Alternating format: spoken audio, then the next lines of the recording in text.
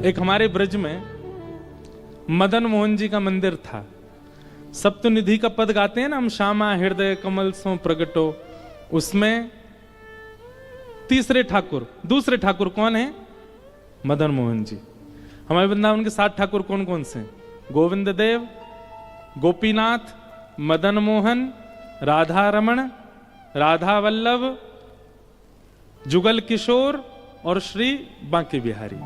ये 7 ठाकुर हैं वृंदावन के।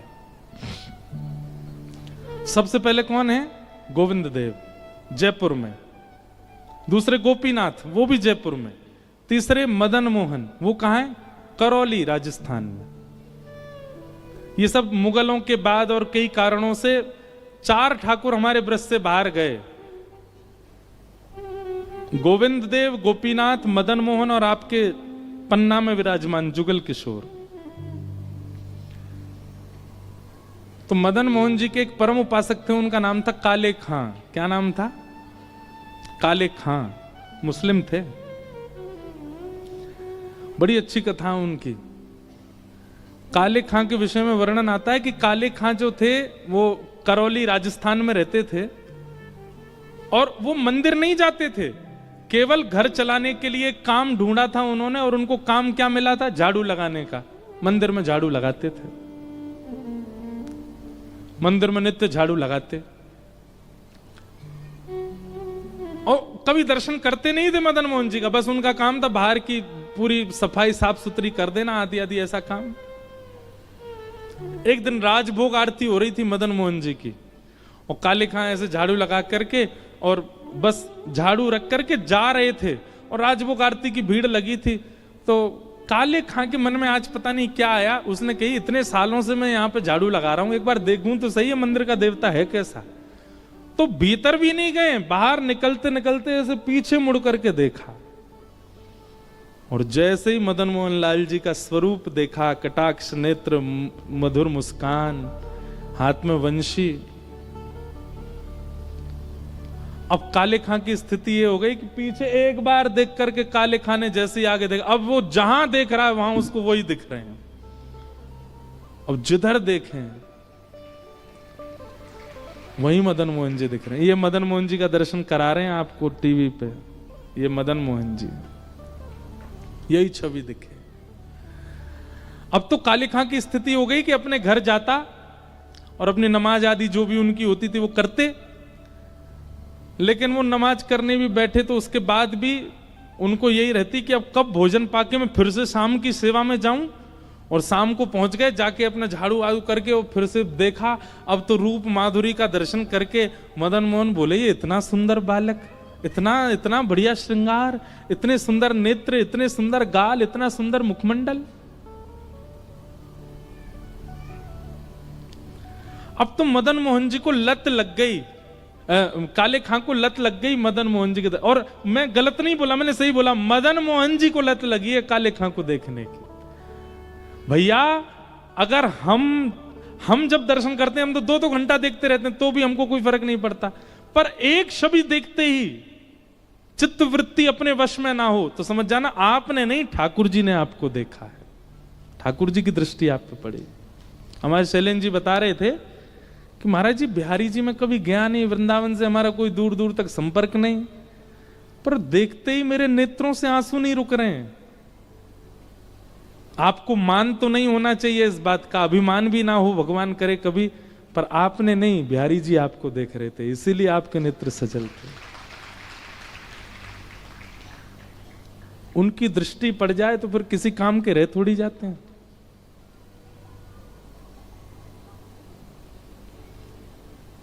काले खां, अब तो उनकी स्थिति ऐसी हो गई, दिन रात मदन मोहन जी में ही बैठे रहते। उनकी पत्नी को यह बात पता चल गई कि ये अपना देवता छोड़ करके अपने परमात्मा को छोड़ के दूसरों के परमात्मा को भजने लगे। काले खां के कोई संतान नहीं थी और उनकी पत्नी ने सारा आरोप लगा दिया मदन मोहन जी पे। बोली कि तुम्हारे संतान इसीलिए नहीं है, हम दोनों के बालक इसीलिए नहीं हो रहे हैं क्योंकि तुम हमारे हमारे भगवान को तो मनाते नहीं हो, ये हिंदुओं के भगवान को मना रहे हो। हमारे भगवान को मनाओगे तो संतान होगी ना हमारे घर में। और इस बात का इतना आरोप लगाने लगे काले खां के ऊपर। काले खां बोले अब कुछ ऐसा करना पड़ेगा कि ये आरोप दूर हो। संतान की प्राप्ति की इच्छा नहीं है, इच्छा क्या है कि मदन मोहन जी पे आरोप ना लगे कि इनकी वजह से मुझे संतान नहीं है। वो प्रियतम मानते थे मदन मोहन जी को, अपना प्रेमी। मदन मोहन जी से जाके बोले, हे नाथ, मुझे संतान नहीं चाहिए, पर मेरी पत्नी आप पर आरोप लगाती है कि आपकी वजह से मुझे बालक नहीं हो रहे हैं। मेरी पत्नी आप पर आरोप लगाना बंद कर दे और उसकी बात गलत साबित हो जाए, इसके लिए मैं आपसे कह रहा हूं एक संतान मेरे घर में हो जाए। मदन मोहन जी ने ऐसी सुनी कि उसके 11 महीने बाद ही काले खां के घर एक पुत्र का जन्म हो गया। और पुत्र का जन्म हुआ, अब सुनो बात सुनो, पुत्र का जन्म होकर पिता नृत्य करता है कि मैं पिता बन गया, पर काले खां तो सीधे जैसे ही पता चली बेटा हुआ है, मदन मोहन जी के मंदिर गए, वहीं जाके नाचने लगे। मेरे मदन मोहन जी कलंक रहित हो गए, मेरे मदन मोहन जी पे अब कोई कलंक नहीं लगाएगा, मेरे ठाकुर जी कलंक रहित हो गए। उनको प्रसन्नता उसकी नहीं कि बेटा हुआ है। मदन मोहन जी, बस अब जीवन में आपसे कभी कुछ नहीं मांगूंगा, आप ऐसे घर वालों का मुंह बंद कर दिया आपने, अब मैं आपका, आप मेरे, हमारे बीच में अब कोई नहीं आएगा। लेकिन एक बात याद रखिएगा, कृष्ण को भजने वाले सब कान खोल के सुनो, सब कुछ सीधा सीधा सीधा सीधा चले, ये ठाकुर जी को मंजूर नहीं है। कुछ तो टिगड़मबाजी करते हैं, टेढ़े हैं ना, कुछ तो करते हैं। एक दिन अब धीरे धीरे उनका पुत्र बड़ा होने लगा। अब पत्नी रोकती नहीं थी काले खां को, क्यों, बेटा मिल गया। एक दिन बेटा थोड़ा बड़ा हो गया, जमुना किनारे खेल रहा था और एक काले सर्प ने बेटे को डस दिया। नीला पड़ गया पूरा पुत्र, और उस पुत्र को गोद में लेकर के पत्नी रोते रोते काले खां के पास गई। काले खां मंदिर में बाहर झाड़ू लगा रहे थे, वहीं बैठे रहते थे, चिंतन करते थे मदन मोहन जी का। हमारे पुत्र को सर्प ने काट लिया, चिल्लाती हुई आई, जल्दी करो, वैद्य के पास ले चलो, किसी फकीर के पास, उसको झाड़ा लगवाना पड़ेगा, इसका विष उतरवाना है। और उसी समय घंटे घड़ियाल बजने लगे, मदन मोहन जी की आरती होने लगी। काले खां ने अब नियम बना लिया, तो सारी आरतियों के दर्शन बाहर ही खड़े खड़े करते थे, अंदर नहीं आते थे। कहीं कोई कुछ कह ना दे, कोई कुछ कहता नहीं था, पर फिर भी उनको था कि मुझे कहीं कष्ट ना हो जाए कि कोई मुझे टोक दे, तुम क्यों आ गए, इसलिए बाहर जी दर्शन करते थे। यहां पत्नी मृतक पुत्र को हाथ में लेके खड़ी है कि जल्दी किसी वैद्य के पास ले चलो, और यहां मदन मोहन जी के घंटे घड़ियाल बजने लगे, आरती हो रही थी। तुरंत उत्साह में खड़ा हो गया और खड़े होकर के मृतक पुत्र को देखने के बाद भी पलट गया और मदन मोहन जी की आरती करने लगा। दूर से बोले, आहा मेरे लाला, कितने सुंदर लग रहे हो, कितने प्यारे लग रहे हो। पत्नी ने जब ये दृश्य देखा, अपने मृतक पुत्र को वहीं रख दिया और अपने पति से लड़ने लगी। बोले कि तुम किस नरक में जाओगे, कि क्या गति होगी तुम्हारी। तुम अपने परमात्मा को छोड़ दूसरों के परमात्मा को भजते हो, और वो भी इस स्थिति में, तुम्हारा बालक मरा पड़ा है सामने।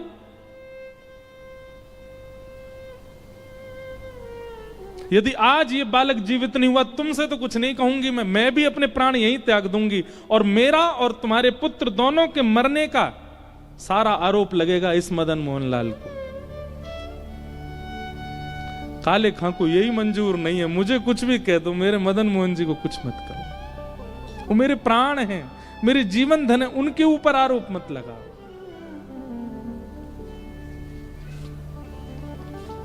मदन मोहन जी की आरती चल रही है और पत्नी यहां पर अपने प्राण त्यागने की बात कर रही है। यदि मेरा पुत्र जीवित नहीं हुआ, ये आरती विश्राम होने तक, तो मैं भी प्राण त्याग दूंगी। और दोनों के मरने का सुन लो सब गांव वालों और सब शहर वालों, सब दुकानदारों, हम दोनों के मरने का आरोप मदन मोहन लाल, इन्हीं की वजह से ही मरेंगे हम दोनों। काले खां के नेत्र सजल हो गए, अपने मधुर मदन मोहन जी को देख रहे हैं।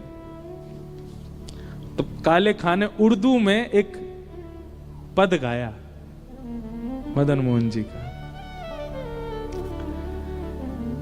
कि मुसफ़्फ़क़ सफीक रफीक दिल दोस्त मेरे, ठाकुर जी से कह रहे हैं, मेरी नजदीकी हकीकी ख्याल कीजिए, मेहरबान कदरदान आला तू जहान बीच, मुझसे गरीबों का गुनाह माफ कीजिए, काले बेकरार खड़ा तेरे दरबार बीच, नंद के कुमार जरा गौर अब कीजिए, हिंदुओं के नाथ तो हमारा कोई दावा नहीं। अंतिम पंक्ति इतनी सुंदर है, अगर आप हिंदुओं के भगवान हो केवल, तो मेरी पत्नी भी मर जाए, बेटा भी मर जाए, मैं भी मर जाऊं, लेकिन मैंने विश्व को आपको जगन्नाथ कहते हुए सुना है। हो जगत के नाथ तो हमारी खैर लीजिए। जैसे ये बात कही, हिंदुओं के नाथ तो हमारा कोई दावा नहीं, पर जगत के हो नाथ तो हमारी सुध लीजिए। अगर आप जगन्नाथ हैं तो जगत में तो मैं भी आता हूं। मैं हिंदू नहीं हूं, पर जगत में तो हूं, और आप तो जगन्नाथ हो। काले खां ने, हजारों की तादाद में भीड़ खड़ी हो गई थी, नीला पड़ा है पुत्र और पत्नी प्राण त्यागने को तैयार खड़ी है। काले खां गा रहा है, हो जगत के नाथ तो हमारी सुध लीजिए। और ऐसा कहते ही काले खां का पुत्र जीवित होकर खड़ा हो गया, और जैसे ही खड़े हुए अपने पिता की उंगली पकड़ ली। अपनी भाषा में जो पिता को बोलते हैं वही बोलते हुए, पिताजी, एक बालक मेरे साथ खेल रहा था, वो बालक कहां गया? वो बहुत अच्छा था, वो बहुत सुंदर था, वो मेरे साथ खेल रहा था, पिताजी वो कहां गया? उसके बड़े बड़े नेत्र थे, बहुत सुंदर था, उसकी मुस्कान बहुत अच्छी थी, मुझे उसके साथ खेलना नहीं है पिताजी, बस उसके सामने बैठ कर उसको देखना है, वो कहां है पिताजी? काले खां ने अपने पुत्र को गोद में लिया और इशारा करते हुए मदन मोहन जी की ओर दिखा, देख सामने देख, वो तो नहीं। और जैसे ही बालक ने देखा, हाँ पिताजी यही तो था जो मेरे साथ खेल रहा था, इतनी देर से मैं और ये यमुना तट पे ही खेल रहे थे। उसी दिन काले खां की पत्नी, उनकी बेगम और उनके पुत्र तीनों और पूरा वंश मदन मोहन जी के दरबार के सेवक बन गए। आज भी मदन मोहन जी में आरती होती है, आरती के बाद ये गाया जाता है। मदन मोहन जी के बाद एक शब्द और गाते हैं वहां पे, करौली राजस्थान में, कारे के बेटा को जब कारे ने खायो, कारे के बेटा को जब कारे ने खायो, तो कारे की कविता सुन बेटा जिवायो है। कारे के बेटा को कारे ने खायो, तो कारे की कविता सुन कारे ने जिवायो है। ये भी तो काले हैं, ऐसे हमारे ठाकुर जी। तो संबंध बहुत जरूरी है ठाकुर जी के प्रति, और वो संबंध कथा बनवाएगी। गाओ, ब्रज के नंद लाला, राधा जी के सांवरिया, सब दुख दूर हुए जब तेरा नाम लिया। ब्रज के नंद लाला, राधा जी के सांवरिया,